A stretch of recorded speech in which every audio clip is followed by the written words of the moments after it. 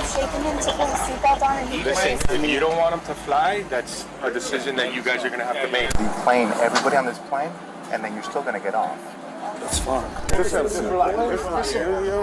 have to talk to him. I have to admit, for an individual that hasn't played a single down of football during this regular season, I've definitely discussed Odell Beckham Jr. significantly more than I ever expected. I mean, OBJ at this point is trending towards Antonio Brown territory for this channel because of how much we discuss him despite him not really playing football. But this latest situation is something that we couldn't ignore because it's definitely a very polarizing situation. Either Odell Beckham Jr. was mistreated or Odell Beckham Jr. is and we're going to get to the bottom of which one of those it truly is. So before we get to the content, make sure you drop a like, subscribe, and turn on our notifications to help the channel grow. And check out our channel memberships program and Patreon if you want to directly support the channel. Now that we get all that out of the way, break!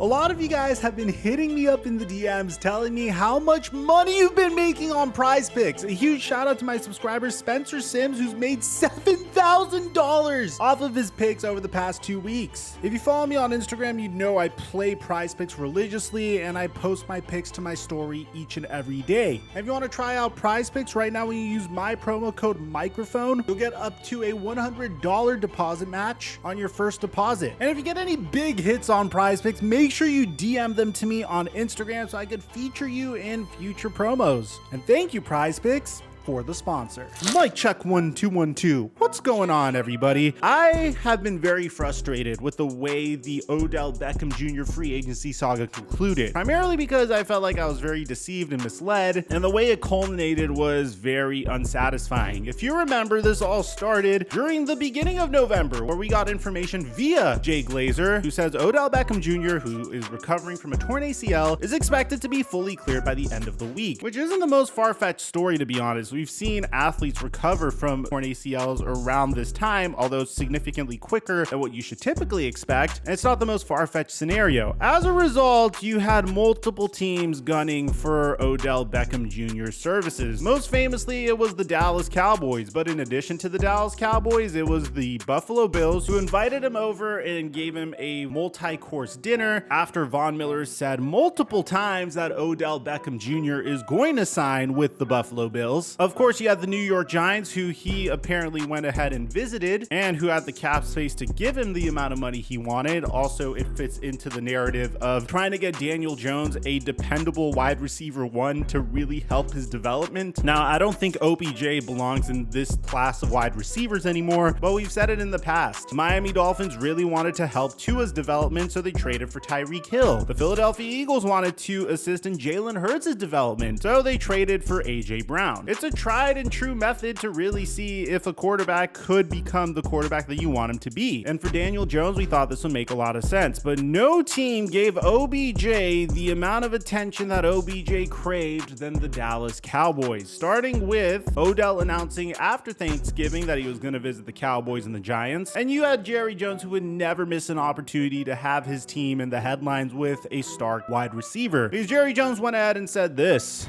Your statement was after Thanksgiving, and that's the yes. I'm not saying just when. I'm not trying to be cute. We just don't have that set up. Okay. But we're planning to get together. What do you need to see from the medical? Again, I'm just, we're certainly it's time for us to sit down and visit. This caused the NFL world to go crazy. This caused Dallas Cowboys fans to go crazy. I mean, I was salivating at the idea of Odell Beckham Jr. with a star on the side of his helmet. And believe me, OBJ definitely fanned the flames to this fire. I mean, he tweeted out, "They went crazy today." Micah Parsons quote tweeted this saying, "Come on then." Hank Lawrence would recruit him, saying they sure did make the right decision. You had Mike McCarthy saying point blank that he's a huge fan of Odell Beckham Jr. despite really loving his wide receiver group, which as a Cowboy fan, I don't understand how you could love your wide receiver group. Michael Gallup seems to be a shell of his former self. CeeDee Lamb's a baller. T.Y. Hilton seems to be a solid pickup, but there's no doubt in my mind the Cowboys wide receiver room definitely needs help, especially after trading Amari Cooper this past offseason. And everything came to a standstill when Odell Beckham Jr. said, "Oh, by the way, you know this ACL tear I have? Yeah, I don't think I'm going to be good to go during the regular season. But why would you even want me for the regular season? The regular season doesn't doesn't even mean anything. Pick me up for the playoffs. I'll learn the playbook immediately. I'll establish chemistry with your quarterback almost instantaneously. And he would even say this on the shot. I would like to be in a stable environment, get up 6 a.m., leave at 6 p.m. for 4 weeks, and then let's talk about it. I've played football for a long time. I'm not saying that I couldn't step in and play regular season, but I don't see the point. I really don't. Like, I would rather play when that pressure's on. I would rather play when the lights is on. Like, I went through the whole playoffs, and after having my first bad playoff experience, like, all I was ready for was to clear that off my name. Before flirting with the New York Giants. I don't feel like Saquon Barkley and I got to do what we were supposed to do. But the one thing that was going on that kind of slipped between the cracks throughout this entire circus involving Odell Beckham Jr. is one day on May 27th, Odell Beckham Jr. got into some trouble on a flight from Miami. In this flight, Odell Beckham Jr. was apparently attempting to get back to Los Angeles, and, well, he had to be escorted off the plane. The only information we got from this incident was Odell Beckham Jr. tweeting how it was quote-unquote comedy hour, and the fact that his attorney released a statement, which we're gonna read after showing you the footage. Now, the footage just dropped in its entirety. Before, we just saw Odell Beckham Jr. being escorted off the flight. Now we got a more detailed look at the incident. So this all started when the flight crew realized that Odell Beckham Jr. didn't have his seatbelt on. Apparently they tried to shake him awake multiple times, and they just couldn't get him to wake up to put on his seatbelt. So what they're claiming is that they were actually concerned for his safety, and as a result they had to have police come in. Now, once police comes in is when we get a bigger idea of what the story is. Sir, are you able to get up? Can you get up, please? You okay? Yeah. What's wrong? The airline's called for you, sir. I don't know what it is. You good? How you doing, bud? I don't think you'll be no responsive, but they're trying to get to command suite to push He's back. probably on a deep sleep. So you can see the clip starts out with Odell Beckham Jr. kind of looking confused, saying what the hell is going on. The dude clearly is hungover, let's just put it out there. He was in Miami for a reason. He was clubbing the night before, probably didn't sleep that night, and that's probably why he was in such a deep sleep. I don't know if he took anything else to make himself sleep even more, but if we're gonna assume that he did take like an Ambien or something, that could explain why it was so hard to wake him up. So you have what I'm assuming is a sleep deprived OBJ who may have potentially, and this is my own assumption, taken something to help him sleep on the flight, because a lot of people can't sleep on flights, myself included, and the man's even in first class trying to fall asleep. You know where you're at, sir?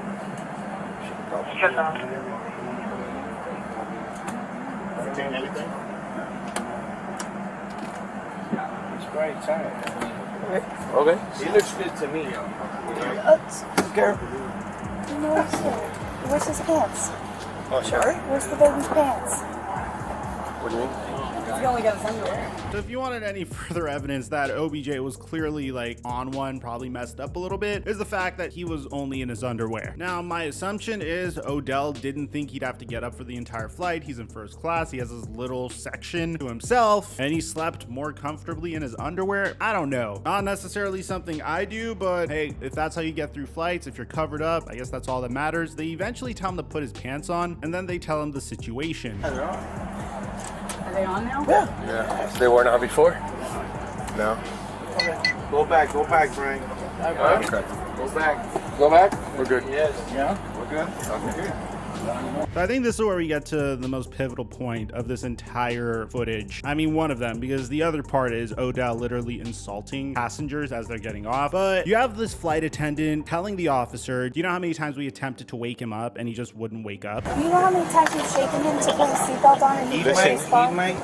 If you don't want him to fly, that's a decision that you guys are going to have to make. That's, you tell the captain, and then we'll get him out. But that's something that you guys got to make. Multiple times, multiple people. Hey, sir, put your seatbelt on. All we're getting is this. The response to this is, if you don't want OBJ to fly, then just tell the captain so we could get OBJ off the plane. This is where I get a little confused. I don't know how it goes from, hey, we need to wake up Odell so he could put on his seatbelt, all the way to, okay, well, he can't fly, clearly. This is a human being that clearly isn't in the condition to fly from Miami to Los Angeles. but bear in mind, I don't work as a flight attendant, so I don't really know protocol. I don't know the rationale to this. So if there's any subscriber or viewer watching this that is a flight attendant, please let me know what's going on in the comment section down below. What is the reasoning why they would escort OBJ off the plane when he's clearly awake? He could just put on his seatbelt and you guys could go. This is a 5-hour flight. Yeah, this is 5 hours. Be going with us like that. Then that's up to you guys. Yeah, That's up to you guys.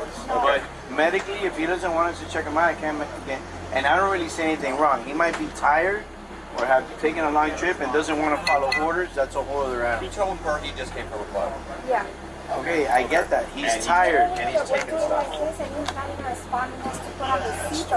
He just responded to know where he's at. He knows where he's at, exactly where he's flying. And he had pants on when he came on. He doesn't have pants on. So you can see there's a little bit of a disagreement here. This individual's like, hey, he's clearly tired. Both parties just came from a club. So if he's tired and he knows where he's at and he's willing to put on his seatbelt, then I guess we could all move on. But it seems like they're not going to go this route. His pants are on now. His pants are on. Well, he had shorts on, had to wear them. Yeah. Okay. We'll do whatever you decide. If you want, we'll stand by out here because I don't know what's gonna. Right. I don't know what you want us to do as far as fire rescue. He's mad at us because we called you. I said, we're worried about you. That's fine. You guys are doing your... Of course. Don't worry. So eventually they get to a point where they decide, all right, we're going to ask Odell to leave the plane. Now, I'm going to be honest. I think this is a bad look from the airline. I think this is one of the situations where I guess they're acting a little Karen-like because they clearly know that these are two parties that just came from a club. They're tired. One is so tired that they had to shake him up multiple times in order to tell him like, yo, put your seatbelt on. So you would think that they'd be able to read the room and say, okay, his seatbelt's on. Let's just get on with the day and get on with the flight. Honestly, I don't really agree with the way the airline decided to handle this, and if anyone has a reason why they do agree with the way the airline handled it, let me know in the comment section. But at the same time, if there's one thing that I didn't like that Odell Beckham Jr. did, is the flight attendant came up to him and said, we're either gonna have you leave the plane or everyone has to leave the plane. This is what Odell Beckham Jr. said in response. We're gonna have to deplane everybody on this plane, and then you're still gonna get off. That's fine. So OBJ made everyone get off of the flight. I guess this is just his way at getting back at everyone, saying, yeah, the airline is making my life an inconvenience, so I'm gonna make everyone wait an extra 2 hours before they want to leave Miami for Los Angeles. I think that part in of itself is very childish, but this whole situation to begin with is ridiculous. So I don't necessarily know if I'm the type of person that would make everyone else suffer just because an airline is just giving me a difficult time. But obviously passengers were very angry at Odell Beckham Jr. for doing this. And it got to the point where OBJ actually started yelling obscenities at a particular person. Let's stand up. Hey, hey. Listen, just follow. There's nothing you can ever say to me, ever. That's it. I appreciate it. The only person I can Appreciate your No, but that's just, it. hey. There's nothing you can ever say to me. You don't have to talk. Everything wrong with the world. Looking at me to get off a plane for you. I would never, ever in my life get off the plane for you. Specifically you. Maybe everybody else. I would get off the plane. It don't mean nothing to me. Ain't no way you could look at me. Ever, ever. You gonna wait 40 minutes and I'm gonna be on a private plane home. Good? Yeah. Get your fat. Yeah, I will. Get your off the plane for a second. Enjoy the cheese board on the way home. And to be honest, I think that part is just not necessary. I mean, at the end of the day, Odell Beckham Jr. is Odell Beckham Jr. and he's in the media and in the spotlight a lot. So people are obviously going to take that clip out of context and make it seem like OBJ is a bad person. But the way he handled this was so childish. I mean, it's one thing to be told to get off a plane. It's another thing to tell the entire plane and everyone on the plane to get off of the plane. And it's a completely different thing to start telling the people that are getting off the plane that you are going to get on a private plane while he is going to wait for his next flight. I mean, you don't need to do that. I think anyone that does that is just automatically an I mean, you're already making the poor guy get off the plane, and you didn't need to do that, but you are just so you could get back at everyone that's a passenger on the flight. Now, Odell Beckham Jr.'s attorney would release a statement, try to make the situation look a little bit better, but I don't think attorneys can make this look better, man. Where it says, earlier today, Odell Beckham Jr. boarded a morning flight in Miami without any problems. The flight was delayed after boarding, and prior to takeoff, Mr. Beckham fell asleep with his blanket over his head, which is normal practice for long flights. He was awake awakened and told that the plane was at the back of the gate and that he needed to get off the plane because he did not put a seatbelt on when he asked. He responded that he was asleep and that he would put his seatbelt on at that time. He was informed that it was too late and that either he would have to get off the plane or everyone would have to deplane. The overzealous flight attendant insisted on removing everyone from the plane instead of simply allowing Mr. Beckham to fasten his seatbelt and proceed with the flight. That part's a lie. I mean, the overzealous flight attendant insisted on OBJ being removed from the flight. The overzealous flight attendant told OBJ that either only him could get off the flight or everyone could get off the flight, and OBJ chose everyone gets off the flight. At no time was OBJ disruptive or combative. He was willing to comply with the seatbelt requirement, but the flight attendant wanted to prove that he had authority to have Mr. Beckham removed from the flight. The airline proceeded to send Beckham's luggage to Los Angeles without him. Now, I do agree with this last paragraph. This incident was unnecessary. Sleeping on a plane should not be a cause for removal from a flight. If they could wake him up when the flight returned to the gate, then they could have done the same thing to ask him to put on his seatbelt. At the end of the day, man, this is kind of funny to me because I just finished a 19-hour flight and I was just on like 5 different flights over the past 3 weeks. And I'm not saying you guys should do this, you know, it's definitely a bad look on me, but I typically don't have my seatbelt on flights. I'm not trying to sound like a bad over here. Oh yeah, I don't put on my seatbelt on airplane flights. No, I just usually keep it off because for all you know, I have to get up, use the restroom. There's usually a bunch of stuff on my lap. Definitely not something I should be doing, but it's just, this story kind of hits different because this never happened to me. No one has ever told me get off the flight because you're not putting on your seatbelt. No one's even woken me up because I don't have my seatbelt on. So let me know in the comment section down below what you guys think about this entire story. Aside from that, I'm your boy Mike. I'm dropping our mic until our next upload.